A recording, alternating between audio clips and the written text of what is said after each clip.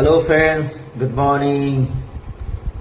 আজকে সকাল সকাল আপনাদের সামনে আসার রিজন একটাই, সকালে ন্যাশনাল জুম আজকে আছে সকাল 6টা থেকে, তাই সকাল সকাল আপনাদের সামনে আসা।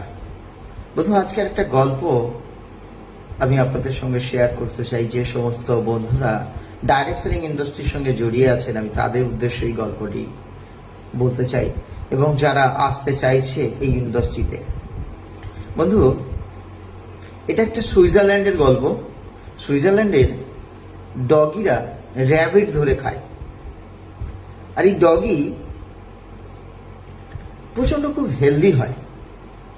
তো একদিন একটা ডগি দেখছে যে মাঠের মধ্যে গর্ত থাকে, আর গর্তের মধ্যে র্যাবিটগুলো থাকে আর কি, খরগোশ।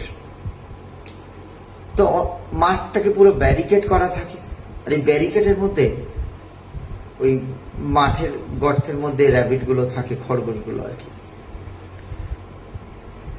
তো মাঠের একটা দিকে অনেক বড় সড়ো বেশ হেলদি ডগি ঘুরছিল। ঘুরতে ঘুরতে দেখলো যে মাঠের মধ্যে একটা গর্ত থেকে একটা খরগোশ বাইরে বেরিয়ে ঘাস খাচ্ছে। ও দেখতে পেয়ে খরগোশকে দেখে ওই যে ব্যারিকেডটাকে জ্যাম দেয়, আর জ্যাম করে সে দৌড়াতে শুরু করে। এমন সময় র্যাবিট দেখতে পায় যে ডগি তার দিকে দৌড়াচ্ছে। তো র্যাবিটও দৌড়াচ্ছে, ডগিও দৌড়াচ্ছে, র্যাবিটও দৌড়াচ্ছে, ডগিও দৌড়াচ্ছে। দৌড়াতে দৌড়াতে দৌড়াতে দৌড়ে এমন সময় খরগোশটি মানে র্যাবিট গর্তের মধ্যে ঢুকে যায়, খুব কাছাকাছি এসে।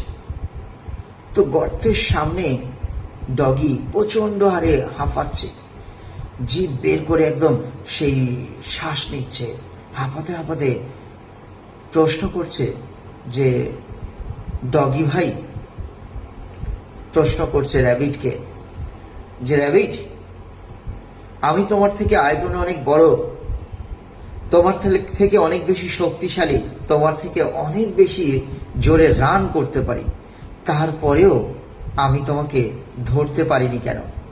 তো র্যাবিট একটু হাসি মুখে উত্তর দেয়, খুব সুন্দর একটা। র্যাবিট বলে যে ডগি ভাই, আমি দৌড়াচ্ছিলাম লাইফের জন্য, আর তুমি দৌড়াচ্ছিলে লাঞ্চের জন্য। তাই লাঞ্চের জন্য দৌড়ানোটা কখনো লাইফের মতো হতে পারে না।